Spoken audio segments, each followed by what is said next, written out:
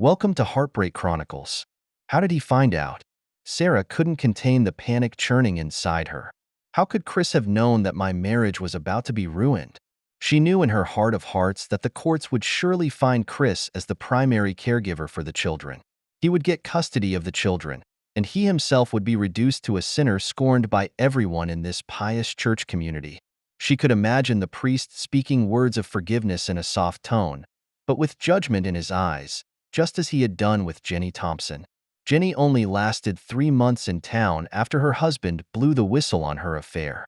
It was a lonely 3 months, and despite the priest's repeated calls for tolerance, the entire community continued to punish the woman who betrayed her marriage with ostracism. This conservative town abhors any form of marital betrayal, whether it be by a man or a woman. Suddenly, Sarah slammed on the brakes and the tires made a harsh scraping sound. The car stopped a mere 2 meters from a little girl running out after a ball. The little girl looked to be about 3 years old, about the same age as her Paula. Sarah realized she was driving too fast and was completely distracted by her enormous predicament. From the side of the road came the disgruntled gaze of the little girl's mother, though in the end it was she who had failed to watch over her child. Looking around, Sarah realized she happened to be near a large park 5 minutes from her home. She pushed down the fear inside her and drove another 200 meters with her hands trembling, eventually stopping on the side of the road, afraid of hitting anyone else because of the distraction. How could Chris? No, this is ridiculous. But once Chris finds out she's having an affair, of course he's going to lose trust in her, and it makes sense that he'd want to save for a rainy day.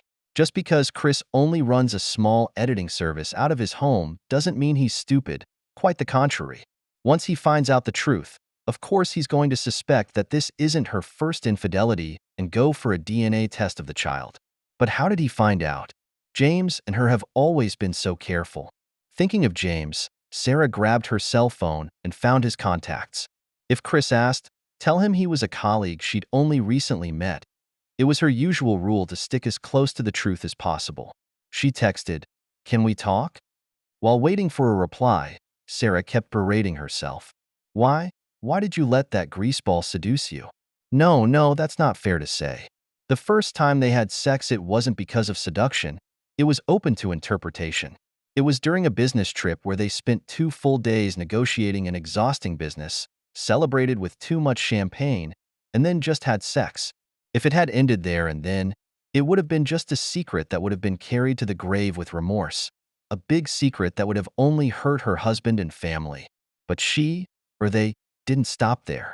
They are both seduced by the thrill of having a relationship with a different person, captured by the lure of trying something new after 10 years of marriage.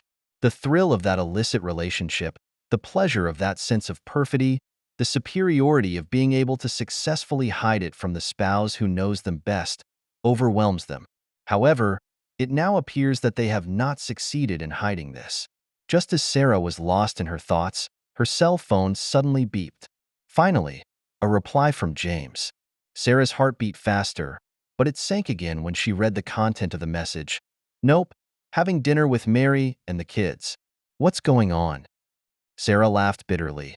It was often said that misfortune liked company. She typed a quick reply. He knows. Chris knows about us. She knew James must have wondered how Chris had found out too, but she was puzzled herself.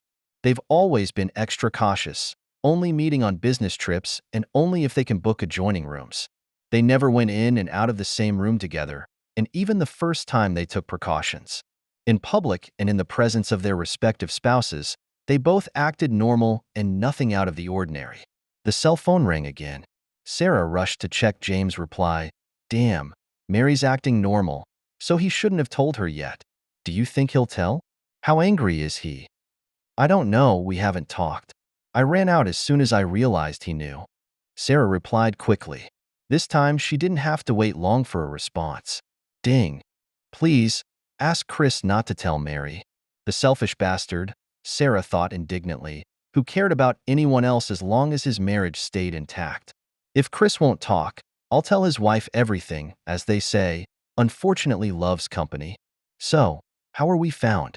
Sarah was sure that her love for Chris had not diminished, nor had she tried any of the new tricks she had learned from James at home. To be honest, Intimacy with James could be described as downright bland and boring. He's smaller, shorter in duration, and less creative and exploratory than Chris. If it weren't for the thrill of cheating, there's no way the relationship would have lasted 7 months and had 6 dates. What a bummer to be caught before she was ready to end the relationship on her next business trip in 2 weeks. Focus, Sarah. It doesn't matter why you were found out now. What matters is that you were found out and that your husband's trust in you has sunk so low that he's going to have to go and get a DNA test for the kids. Sarah's thoughts went back to the scene 20 minutes ago. By then she got home too late and missed dinner with her family. Luckily, Chris works from home, picks up and drops off the kids, and is responsible for cooking 6 days a week. It was supposed to be her turn to cook on Sundays, but she usually opted to get takeout, and to be honest, cooking had never been her strong suit. The moment she walked through the door, she was stunned by the horrific scene in front of her. Chris was sitting in a kitchen chair with a cotton swab in his hand, wiping the inside of 5-year-old Emma's mouth. An open sterile package sits on the table, and 7-year-old Kevin stands next to it, unsure if he's waiting or already done. Sarah had seen enough stories and TV shows to know she was witnessing the opening of a DNA test. Her first reaction was anger. How dare Chris suspect that the baby wasn't his? But on second thought, am I not the kind of person who betrays a marriage? Knowing she must think carefully about how to survive this crisis, Sarah turns and runs. Just before she fled, Chris turned his head to look at her with a neutral expression on his face. Remembering now how the blood receded from his face at that moment. In this case, it was certainly a clear admission of the truth that the test implied. 20 minutes later, Sarah was sitting in her car, contemplating the impending collapse of her family and social standing. She knew Chris as well as he knew himself. Once he's ready to face it, he'll do it in a firm but quiet way. He wouldn't want the whole town to know he was cuckolded. If she can't stop him from divorcing, she can at least ask him to lay low and just say we've grown apart. That way, even if she loses the security of her marriage, she can still stay in town, see the kids, and maybe get joint custody. She does love them. Sarah's thoughts drifted away for I don't know how long, constantly extrapolating Chris's possible reactions, trying to figure out the kind of scenario that would minimize her losses. Suddenly, she realized she was thinking like a defeatist. She is using what she knows about Chris to assume that the separation is a given and thinks the best-case scenario from here on out is a quiet divorce. But what if she's wrong? What if she had pleaded with Chris and told him about that forgivable first time and the regrettable ongoing developments that followed? He should not want a divorce as much as she does. Sure, his trust in her will be shattered, and it may take years to rebuild full trust, but she will at least retain a decent life and the support of her community. If you're going to do this, Sarah, she said to herself, you have to be completely honest with Chris. If he detects the slightest whiff of a lie, you'll be swept off your feet faster than a doped-up cheetah. Sarah looked at her watch. Almost 2 hours had passed since she had discovered that scene. She wasn't as brilliant at hiding her affair with James as she thought she was. In just 2 hours, she had fallen from the safe harbor of her marriage to fighting for its survival. 2 hours ago, the sight of her husband giving her children DNA tests sent her blood pressure soaring 100 points. She quickly edited a text message. I'm on my way home and ready to ask your forgiveness for what happened with James and me. Please don't make any rash decisions. Then drove slowly in the direction of home. However, what happened next was worse than her worst nightmare. 10 minutes after sending the text, Chris burst out of the house as Sarah drove into the driveway, yelling at her to stay here and take care of the kids before roaring off in his car. She later learned that Chris went straight to James' house, and when her lover opened the door, he broke James' nose with a single punch while roaring, "Don't you dare touch my wife, do you?" That statement stopped James' wife from calling the police. As she and Chris pressed the issue, and as James covered his nose in agony and begged for an ambulance, they gradually ferreted out the full truth of what had happened. The police investigation died after James claimed to have been beaten and his wife insisted he had hit a wall. When James returns from the emergency room, he discovers that the locks on the house have been changed and his wife has made an appointment online with a divorce attorney. How does Sarah know these details? Because Chris came home and immediately told her to pack her bags and leave. Seeing the anger in his eyes and his bruised knuckles, and thinking about how those bruises got there, Sarah left without saying a word, as requested, and found a mid-range hotel in town to stay in. The next morning, she sees James, wrapped in bandages, in the hotel cafeteria. At this point, any hope that Chris would remain silent was dashed that afternoon, when she and James were called into the CEO's office and were simply fired. She didn't cite any morality clauses, just that she didn't want to hire family-destroying scumbags like us. Soon Sarah had a premonition of the hard times to come. When she called the 3 divorce lawyers in town, none of them returned her calls. When she goes to a restaurant for dinner, the waitress completely ignores her. And the final death blow comes when she meets James and discovers that he has been treated like a leper by his family, friends, and former colleagues. Within 2 days, after a hint from the hotel manager who claimed that it was full from that night, obviously an excuse, Sarah and James had to bow to reality and leave town. They don't want to be social ghosts like Jenny Thompson, who was caught cheating last year. They drove 300 miles trying to start a new life. But this new life didn't last long. It may be a bit of a cliche to say, but when 2 cheaters live together, there is no trust in each other at all.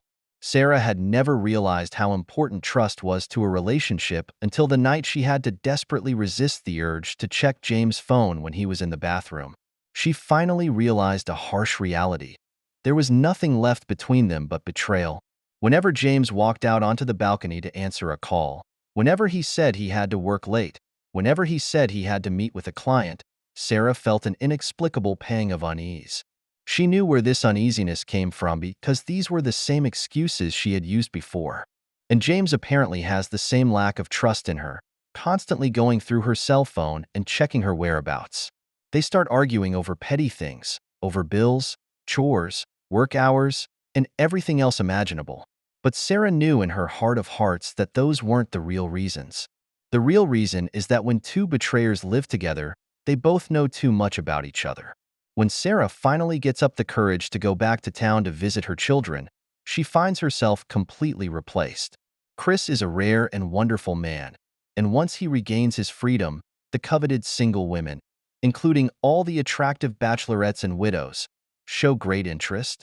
When Sarah finally gets herself together and is ready to go back to see her children, she finds another pair of fine women's shoes neatly arranged under Chris's bed. And her children not only have a half-sister, but have begun to call the other woman Mom. Sarah is now too old to start a family again. All she could do was sit alone and look back from her present perspective at the night that had changed the course of her life forever. How could she have been so stupid then? How could she have given up so much for a momentary thrill? Whenever she sees the scattered, lonely singles in her apartment, she remembers the once cozy, bustling scene at home. Emma is now in middle school, and Sarah tries to follow her life on social media, only to find herself blocked. Kevin, on the other hand, is even more avoidant of her, and the last time she tried to approach him after his baseball game, he simply turned and walked away. And the woman who reorganized her family with Chris, Rebecca, is not only young and beautiful, but also genuinely interested in Emma and Kevin. Sarah has to admit that maybe it's better for the kids to have a stepmother who is always there than a birth mother who betrays the family. What hurts Sarah the most is that whenever she bumps into her former friends at the supermarket or mall in town, they pretend not to see her. While Jenny Thompson can at least move to another town and start over, Sarah, unable to let go of her children, is forced to stay on the edge of a town filled with mistakes she has made. Sometimes Sarah remembers those days when she cheated on James. In retrospect, how hollow and ridiculous those so-called moments of passion were. For that brief thrill, she lost a loving husband, the trust and respect of her children, friends in her community, a decent job, and even the chance to start over. The irony of it all is that by the time she finally realizes how serious a mistake she's made, it's too late. She had been naive enough to think that if she apologized sincerely enough, Chris would forgive her. But reality tells her that some betrayals cannot be forgiven. Not because the other person is not forgiving enough, but because trust, once broken, is like a shattered mirror that can never be fully restored. Now Sarah works a mediocre job at a small company and rents a modest apartment on the outskirts of town. Every night, when she lay alone in bed, she would always think of her old, happy home. Chris would read the kids a bedtime story, she would clean up the toys, and then they would talk together about the fun things the kids had done today. Those happy times that were once taken for granted are now out of reach. Sarah begins to realize that even worse than the physical betrayal is the fact that she has betrayed her entire family's trust in her. Chris was not only her husband, he was the father of her children and the backbone of the family. Her behavior not only hurt Chris, it hurt the entire family's foundation. When a family is shattered by betrayal, it's nearly impossible to put it back together. Every weekend, Sarah drives by her former home and watches Chris's new wife, Rebecca, and the kids play in the backyard.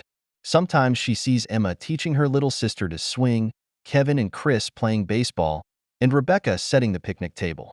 All those cozy moments that should have been hers were now happy scenes for others. What hurts Sarah the most is that she realizes the kids seem to be doing better than ever. Emma excelled in school and joined the choir. Kevin excelled on the baseball team and competed regularly. All of this proves that perhaps her departure has instead given the family a new lease on life. This realization both relieved and broke her heart, relieved that the children were doing well, and heartbroken that this happiness had nothing to do with her. Today, Sarah has learned to be alone. She stopped going to bars for excitement and stopped trying to date because she knew she had missed her best chance. In contrast, she prefers to spend her time writing in a journal, recording her remorse and thoughts in the hope that one day her children will understand that she never stopped loving them despite her unforgivable mistakes. From the window of her apartment, Sarah gazed at the lights of the tall buildings in the distance. The night was already very late, and the streets had long since been devoid of pedestrians, leaving only a scattering of headlights cutting through the darkness. She knew that somewhere in the city, in the home that had once belonged to her, Chris was probably still awake as well. The thought sent a stab of pain through her, but she couldn't help but continue to imagine it. How did that night that changed everyone's fate happen? This question haunts every participant in this tragedy like a puzzle that can never be solved. On opposite ends of the city, two of the people who were once the closest to each other are now reminiscing about the same night with completely different moods. In his villa in a wealthy neighborhood, Chris lay in the spacious master bedroom, listening to Rebecca's soft breathing beside him. The room still smelled ambiguous from the 2 hours of lovemaking that had just ended. The electronic clock on the nightstand read 11:50, fluorescent green numbers flickering faintly in the darkness as if reminding of the relentless passage of time. Turning around, Chris gently stroked Rebecca's hair. The new life was indeed wonderful, but that question still haunted him from time to time. What had happened that night? Why did James make that call out of the blue? Why did Sarah react so strangely? The memory returned uncontrollably to that night. It all started with a perfectly normal moment. It's been so long, he thought as he looked up at the ceiling. Why does everything from that night still not make sense? The electronic clock on the nightstand read 11:50, fluorescent green numbers flickering faintly in the darkness. Chris rolled over gently, trying not to wake Rebecca. The night that changed everyone's fate came back to him. It was a normal evening. He was working at home as usual, taking care of the kids and preparing dinner. Emma suddenly said she had a pain in her mouth, which Chris examined and found to be a small ulcer. He remembers going to get the bongila and swabs, and just then Sarah came back. She stood in the doorway and looked away, her face suddenly turning pale. Without waiting for Chris to speak, she turned away. At the time, he didn't care too much because Sarah often worked late. But what happens next is like a dystopian silent movie, where no one knows the truth and everyone is acting as they understand it. It was that night that Chris received a phone call that changed everything. It's James on the phone, Sarah's coworker, a guy Chris has always felt has no one in his sights. Over the phone, James blurts out the fact that brought Chris's world crashing down. His affair with Sarah had been going on for 6 months. Why did he take the initiative to tell me? Chris asked himself this question often. He was completely unaware of it at the time. And if James hadn't said anything, maybe the secret would never have been discovered. But now that I think about it, Sarah's strange behavior that night seemed to suggest something. Chris remembers how he drove up to James' house in a fit of rage and broke his nose with one punch. He remembers James' confession amidst the blood and remembers calmly letting Sarah go when he got home. That happened so fast that no one had time to think about it, so fast that no one realized that there might be a misunderstanding. And right now, In her modest apartment on the other side of the city, Sarah lies alone in her single bed, staring out the window at the bright neon and thinking back to the same night. She'll never know that when she sees Chris using a swab on Emma, the scene that she mistook for a DNA test was actually just a common ulcer treatment. She will never know that it was her panicked flight and the text message she sent to James that triggered this irreparable tragedy. Fate is ironic like that. A small misunderstanding, like the butterfly effect, sets off a storm big enough to destroy everyone's lives. At this point, Chris wrapped his arms around Rebecca and felt the warmth of his new life. Sarah, on the other hand, is left to reminisce about the past in solitude. No one knows the truth, and maybe no one ever will. This mystery will forever be buried deep in the dust of time, along with the city's millions of secrets. Chris chose not to delve any deeper and instead focused on being happy in the moment. Sarah, on the other hand, will spend the rest of her life bearing the cost of this misunderstanding. The night got deeper and Chris slowly fell asleep to the sound of Rebecca's even breathing. In the dream, those tumultuous memories finally quieted down. And on the other side of town, Sarah still had her eyes open, counting the sparse stars in the night sky. Destiny is like those stars that are clearly there, but always out of reach. That's the end of today's story. For more captivating tales, hit subscribe and never miss an episode.